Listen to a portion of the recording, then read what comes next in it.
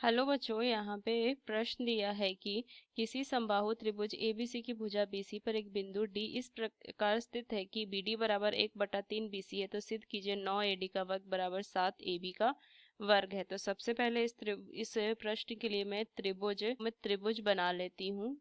त्रिभुज बनाएंगे A B C, और एक बिंदु जो है वो बीसी पे डी है, तो इस तरीके से मैं ए डी को मिला दूंगी। अब अगर मैं इस प्रश्न का मुख्य अवधारणा देखूं, मुख्य अवधारणा, तो देखिए इस प्रश्न में हम त्रिभुजों की सर्वांग समता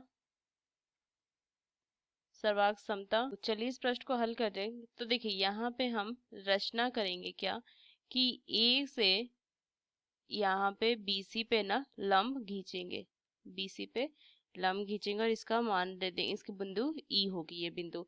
तो चलिए इस प्रश्न को हल करते हैं। यहाँ से क्या लिखेंगे कि ए हमने लंब खींचा बीसी पे। अब देखिए यहाँ से अगर मैं देखूं तो त्रिभुज क्या हो जाए, ए बी एक समकोण त्रिभुज हो जाएगा और ए सी ई भी एक समकोण त्रिभुज हो जाएंगे। तो अगर मैं चलूं त्रिभुज ए बी ई में और त्रिभुज ए सी ई में, तो यहाँ से मैं क्या लिख सकती हूँ कि कोण ए ई बी बराबर में कोण ए ई सी ये दोनों क्या होगी, 90 डिग्री का कोण होगा।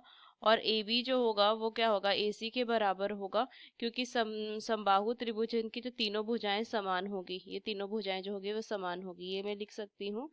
तो यहाँ से देखिए यहाँ मैं क्या कह सकती हूँ, और एक जो है भुजा ए जो है वो दोनों में उभयनिष्ठ है, ए ई जो है वो दोनों में उभयनिष्ठ है। तो मैं कह सकती हूँ कि त्रिभुज ए बी ई जो होगा वो सर्वांग सम होगा त्रिभुज ए सी ई का। देखिए कैसे, ये एक कोण आया, फिर यहाँ से देखिए ये भुजा है, भुजा और ये कोण, तो यहाँ से मैं कह सकती हूँ कि एस एस ए सर्वांग समता नियम से क्या हो जाएगा, ये भुजा भुजा कोण सर्वांग समता नियम से ये सर्वांग सम होगा। अगर ये सर्वांग सम है तो इसकी संगत भुजा जो होगी वो बराबर होगी, तो बीई बराबर मैं सीई लिख सकती हूँ।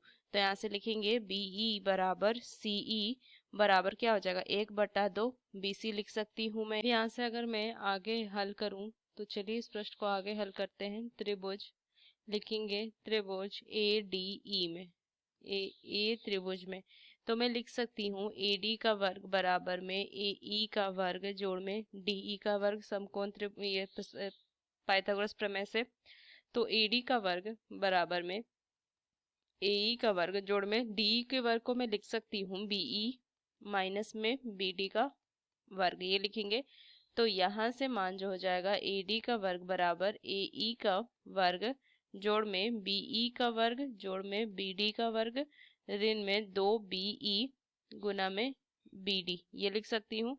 तो ए डी का वर्ग बराबर में देखिए यहाँ से मैं ए ई का वर्ग जोड़ में बी का वर्ग को एक साथ लिख लूंगी, ये वर्ग अंदर ही रहेगा, इसको एक साथ लिख लेंगे जोड़ में बी डी का वर्ग ऋण में 2 BD गुना में बी ई। अब देखिए यहाँ से अगर मैं, हमें पता है कि जो BD का वर्ग है, BD जो है 1/3 BC है, तो मैं इसको क्या लिख सकती हूँ, AD का वर्ग, देखिए ये AE का वर्ग जोड़ में BE का वर्ग, AE का वर्ग जोड़ में बीई का वर्ग किसके बराबर होगा, ए बी के वर्ग के बराबर होगा, ए ई बी त्रिभुज में।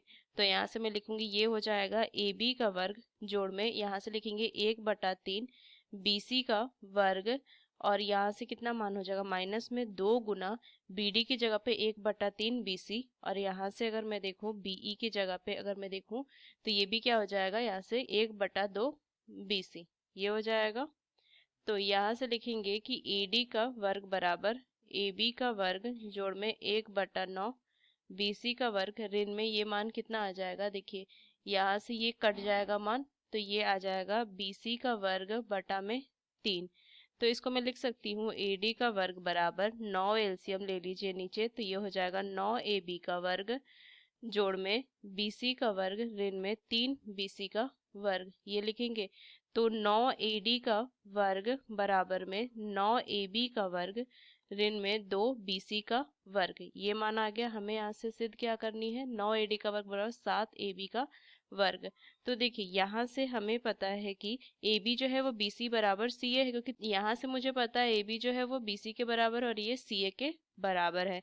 तो मैं क्या लिख सकती हूँ, 9 AD का वर्ग बराबर में 9 AB का वर्ग ऋण में 2 AB का वर्ग, ये लिख सकती हूँ। तो 9 AD का वर्ग बराबर में 7 AB का वर्ग, ये आ जाएगा और यही हमें यहाँ से सिद्ध करना था। तो इस मुख्य अवधारणा का इस्तेमाल करके हमने इस प्रश्न को हल किया। आशा करते हैं ये प्रश्न आपको समझ में आया। धन्यवाद।